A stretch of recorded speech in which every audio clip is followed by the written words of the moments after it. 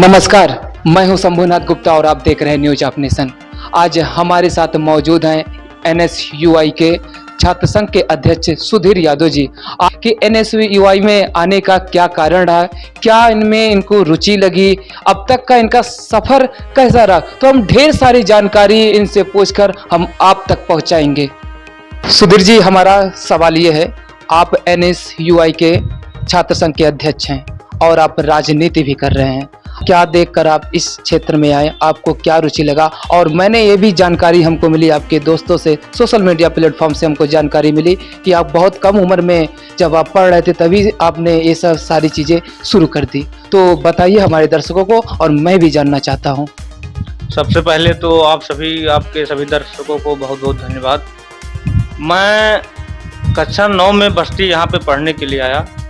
सरस्वती विद्या मंदिर रामबाग से जो हमारा पठन पाठन का कार्य है वहीं से प्रारंभ हुआ और 12वीं तक हमने वहीं से पढ़ाई की।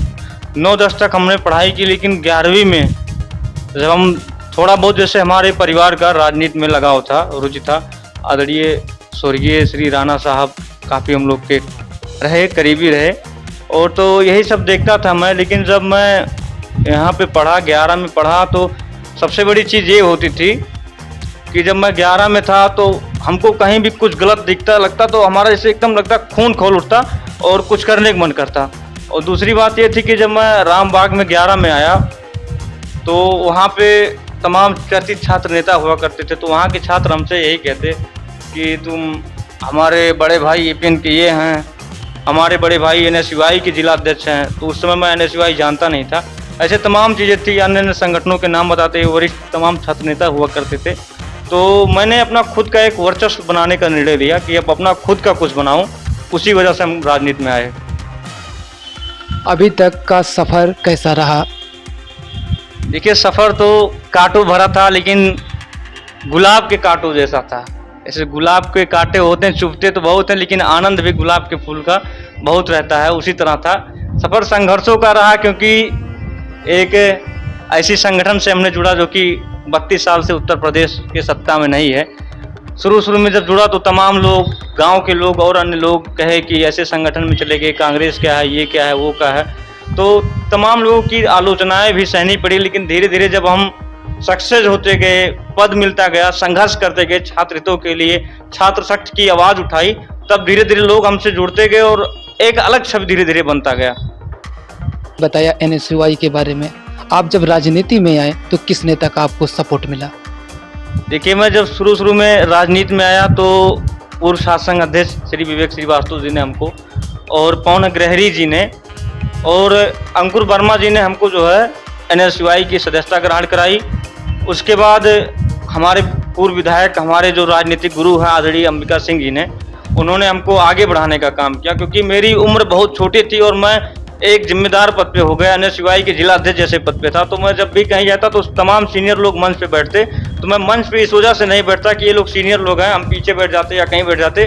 तो हमारे गुरु आदरणीय अंबिका सिंह जी हमको डांट के आगे बैठाते कि वहाँ पे क्या कर रहे हो, आगे आओ, ये वो, मतलब डांट के हमको आगे बैठाने का काम करते थे। भाषण हमसे दिलवाए। अचानक एक बार मैं गया वहाँ पे, रुधौली के पास हनुमानगंज का वो था, तो हम कभी मंच पे बोले नहीं थे। तो आदित्य त्रिपाठी जी थे, उन्होंने कहा कि सुधीर यादव बोलेंगे हम लोगों के बीच। अब हमारा जैसे हमको माइक थमा दिया गया, हमारा हाथ पैर एकदम कांपने लगा। लेकिन पहली बार हमने भाषण दिया, और आज कहीं ना कहीं लोग हमको ज़्यादातर हमारे भाषणों की वजह से ही जान रहे हैं कि सुधीर यादव लड़का है, भाषण बहुत अच्छा देता है। अब जानकारी हमको ये चाहिए कि आप इतने कम उम्र में राजनीति कर रहे हैं, आपके पास भी घर है, सारी चीज़ें हैं, आपको वहाँ से परमिशन मिली थी कि नहीं, या ज़बरदस्ती घर से निकल कर आपने राजनीति शुरू किया? देखिए, शुरू में जब हम यहाँ पे बस्ती में आए तो हमारे घर वाले समझा बुझा के भेजे कि ऐसा है कि राजनीति मत करना, पढ़ाई करना। लेकिन धीरे धीरे जब मैं एपीएन पीजी कॉलेज में आया तो यहाँ की मैं खुद को जब भी अन्याय होता देखता, खुद को रोक नहीं पाता, लेकिन माता पिता की बात याद आ जाते तो रोकता। लेकिन जब मैं एपीएन पीजी कॉलेज में आया तो यहाँ पे तमाम समस्याएं थी। फीस वृद्धि हो जाती, कोई छात्रों का आवाज़ उठाने वाले नहीं नेता थे। अधिकतर जो नेता थे वो चरपहिया दिखाने वाले नेता थे, पोस्टर बैनर के नेता थे। छात्र नेता तो नाम के आगे लगा लेते थे, लेकिन छात्रों का दुख दर्द नहीं समझते थे। तो मैं जब यहाँ पे आया तो फीस अचानक बढ़ा दिया गया, तमाम छात्र एडमिशन नहीं करा पाए। तो धीरे धीरे मैं संगठन से क्योंकि जुड़ा था, तो तमाम छात्र हमसे कहते सुधीर भैया आप कुछ कीजिए, आप कुछ कीजिए। हमारे अंदर ललक थी करने का, हम धरना बैठते, आंदोलन करते। तो धीरे धीरे हमको जो है सपोर्ट, एक जो छात्रों का जो सपोर्ट हमको मिला, वो सपोर्ट मिलता गया सोशल मीडिया के माध्यम से। हर तरीके से छात्रों ने हमको सपोर्ट दिया।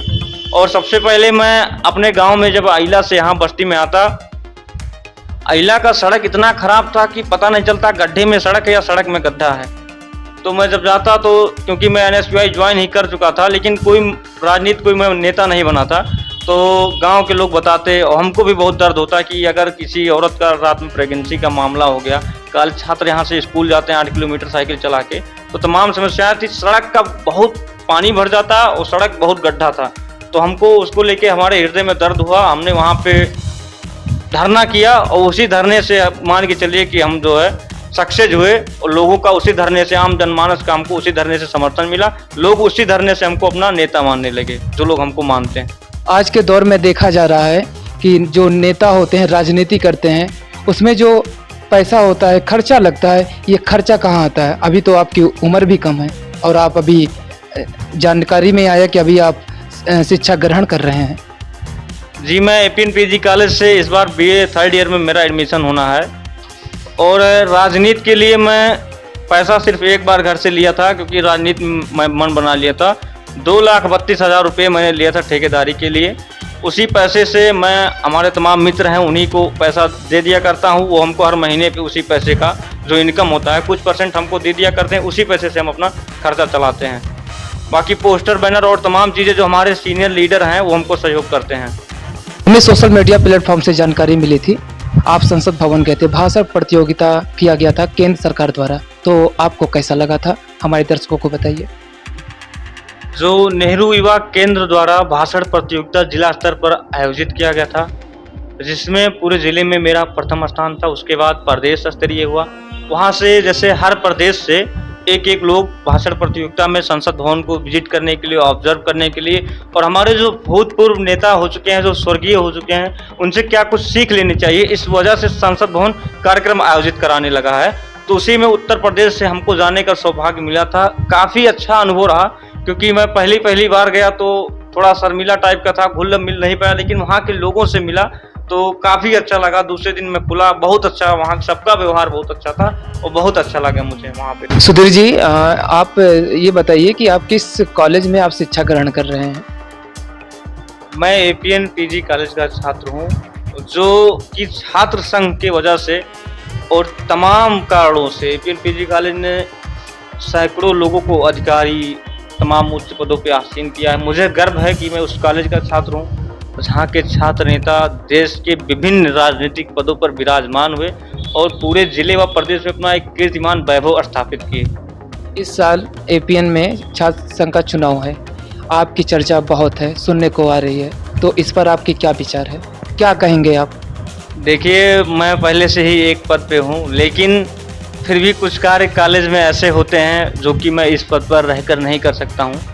जैसे कि जो लाइब्रेरी की समस्या है, एपीएन पीजी कॉलेज में लाइब्रेरी से पुस्तकें ना मिलना, समय समय पर छात्रों के लिए बैठकर लाइब्रेरी में पढ़ने की व्यवस्था ना होना, साथ ही साथ वहाँ के जो निरंतर रूप से कक्षाएं ना चलना, इन सब चीज़ों में सुधार करने के लिए, बेहतर पर्यावरण के लिए और बेहतर शिक्षित माहौल के लिए, साथ ही साथ हमारे बहनों के, उनके सम्मान के लिए, कि यहाँ पे आए दिन देखते हैं कि एपीएन पीजी कॉलेज में तमाम अराजकता फैलती है। छात्र हितों की रक्षा के लिए और छात्रों की हक और हुकूक की लड़ाई लड़ने के लिए मैं एपीएन पीजी कॉलेज से चुनाव लड़ूंगा। अपने हमारे तमाम छात्र नेता, तमाम छात्र छात्राएं और हमारे तमाम वरिष्ठ छात्र नेताओं के मार्गदर्शन में हमको ये चुनाव लड़ना है और छात्र शक्ति की आवाज़ को मजबूती से बुलंद करना है। और मैं पहले भी कह चुका हूँ कि ये विश्वविद्यालय प्रशासन और ये कॉलेज प्रशासन के खिलाफ हम पहले भी डटकर लड़े हैं, आगे भी डटकर लड़ेंगे, चाहे छात्र संघ अध्यक्ष हो या ना हो, लेकिन छात्रों की मुद्दों के, छात्रों के हितों के साथ कभी भी हम खिलवाड़ नहीं होने देंगे। उनके हितों के साथ हम खिलवाड़ नहीं होने देंगे, समझौता नहीं करेंगे उनके स्वाभिमान के साथ।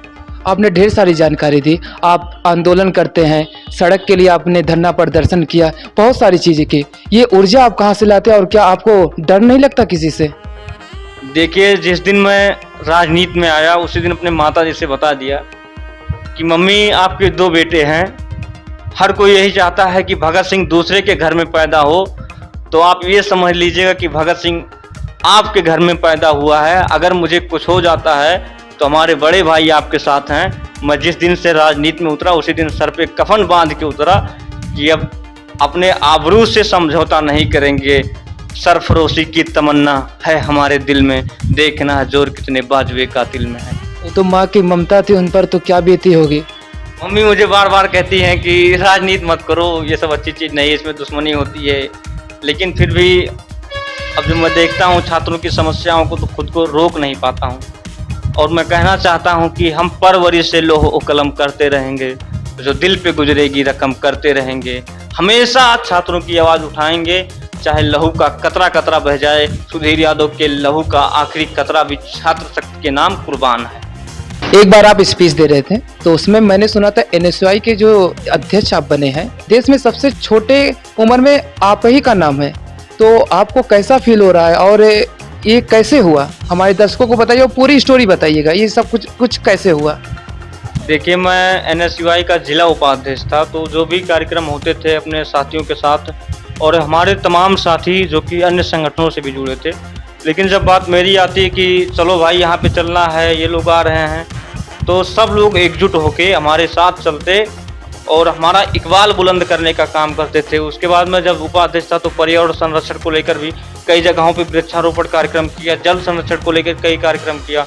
और जब मैं रात को 11-12 बजे मेरे पास फ़ोन आया, जब जिलाध्यक्ष के लिए नाम गया था, तो तमाम लोग सीनियर लोग नाम दिए थे, तो मुझे विश्वास नहीं था कि मेरा होगा।